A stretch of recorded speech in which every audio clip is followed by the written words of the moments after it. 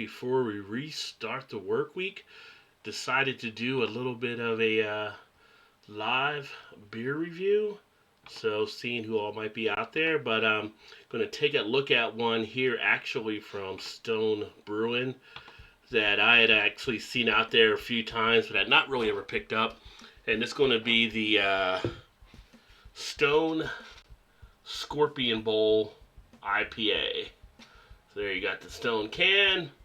This one actually comes in 7.5% ABV, noted to be about 76 IBU.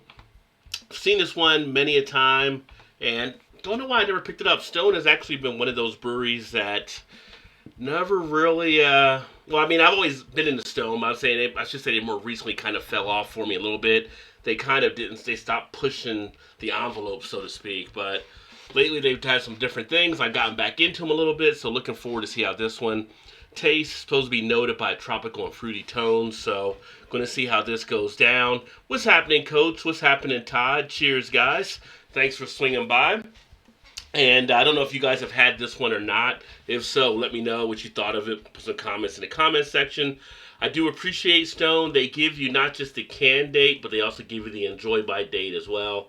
This one was actually canned 11/19 and enjoy by 3/18. So they give you a few months out there with this IPA. And let's go ahead and get this baby into a glass and see what it has to offer. Well, thanks, Coach. Have you had this one previously?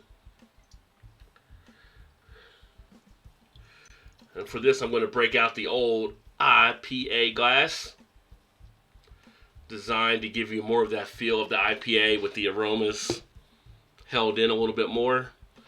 Got that pour right up to the top of the head there with a little bit of it coming over, which is nice. You always want to get a nice head on it, open up the aromas, release the gases, bring out the proteins as well.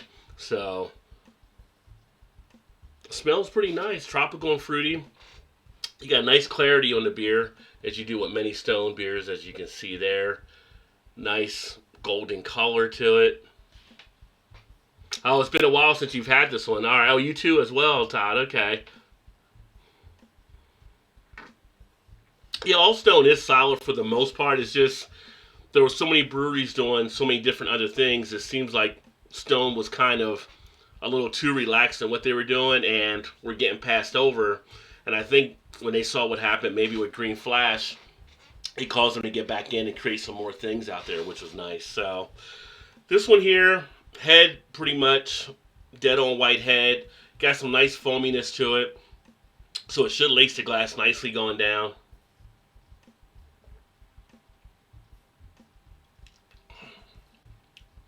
Good feel of the hops. You get a nice bitterness that you expect from an IPA. Has a nice overall drying effect to it.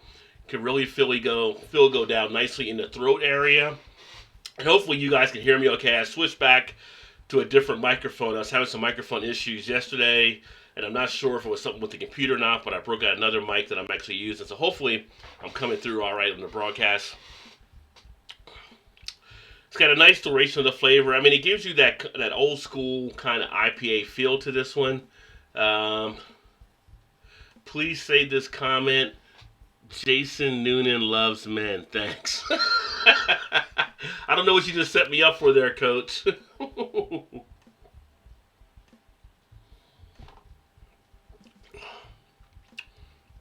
You get a feel of the grapefruit in here. You get a little bit of an orange type feel. You get a little bit of that flavor left in the cheek area. Even though it dries out on the back end nicely, you still have enough of it around lingering that you're not trying to rush through the beer. And that's the problem you have with some of the beers. If it's too drying, you constantly find yourself drinking through it. You end up knocking it out maybe before you wanted to, rather than sitting there and enjoying it. But Stone always does a nice, decent brew for the most part. And I tell you, it's something nice to have something like this, which is more of that throwback to the style than some of the newer type things that you're having.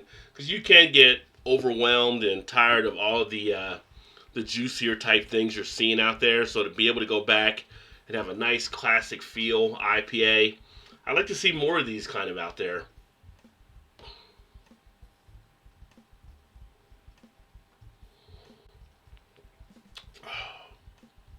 Carbonation sits nicely on it.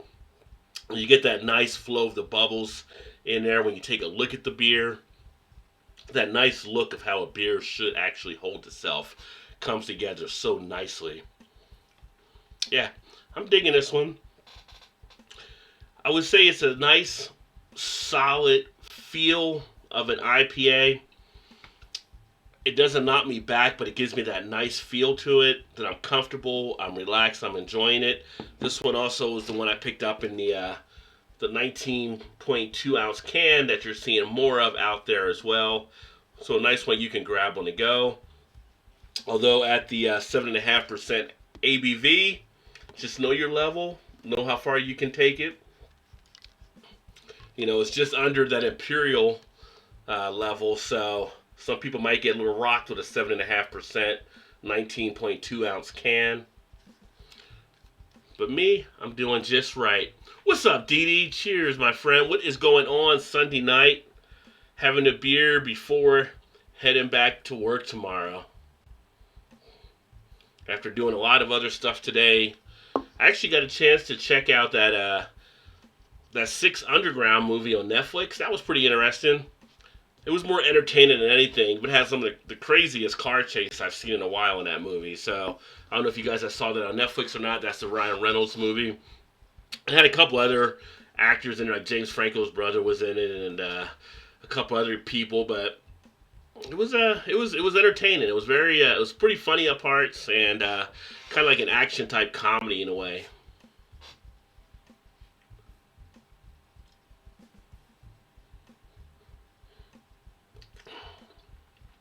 You also get a little bit of a pininess in this beer too.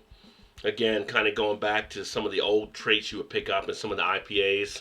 But you also, even though you have the 76 IBU, you are getting some nice balance from the malts as well. So you do pick those up in there. Has a nice sweetness in place too. Yeah, it was some good action in it for sure.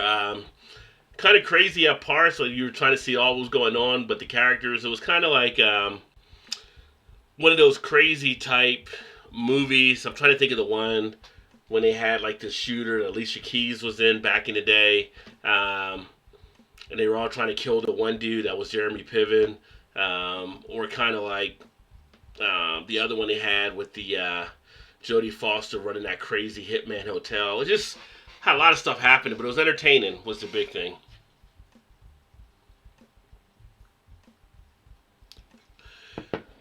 Traditionalists, when it comes to beers, like the complexities that come from hops, bacteria, and grains. Well, this is actually more of a traditionalist type beer as well. You know, you're not hitting it with any of the adjuncts that you're seeing in a lot of the newer stuff. So the Scorpion Bowl IPA is pretty decent. You know, they say a punch to the stinger. The one thing I'll never get with all the Stone stuff, they do it in the bottles all the time, but here in the can, they put all this writing. I don't know anybody that reads all of that. Maybe somebody does out there. Lagunitas has a habit of doing that too, but that is a lot of information to put onto a can. But they always try to put like a little bit of a story behind all their beers, so I see why they do that as well. But yeah, go out there and get stung by the Scorpion Bowl if you like a nice American IPA. I would definitely say give this one a shot. But thanks for everybody that jumped in. Just want to do a quick little look at this beer. And going to come back hopefully tomorrow with some stuff. I'm going to probably get some more beer news updates out there. There's been some stuff happening in the beer world, so I want to get some stuff put together for that on some of the different breweries that are being affected on a few things. Yeah, Smoking Aces, Alicia Keys, that was it. It was kind of a feel like Smoking Aces with Six Underground, but I liked it. It was decent enough. And I just actually recorded John Wick 3 last night that I got to watch, but I still got to watch John Wick 2, which I also have on DVR. I don't know why I never got around to it. I really enjoyed John Wick, the first one that came out, so sometime during this week, I will have that. But I'm heading into a 3-day weekend. Hopefully you guys all are too. Next Monday, MLK Day, so a lot of places will be closed for that. So something to put a smile on your face as you head into this Monday just know next Monday, hopefully you're off, and it'll be a 3-day weekend for you.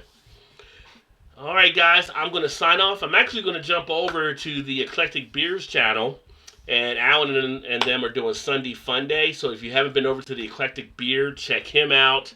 They're going right now, and then maybe jump on their stream for a bit. Always a great time over there.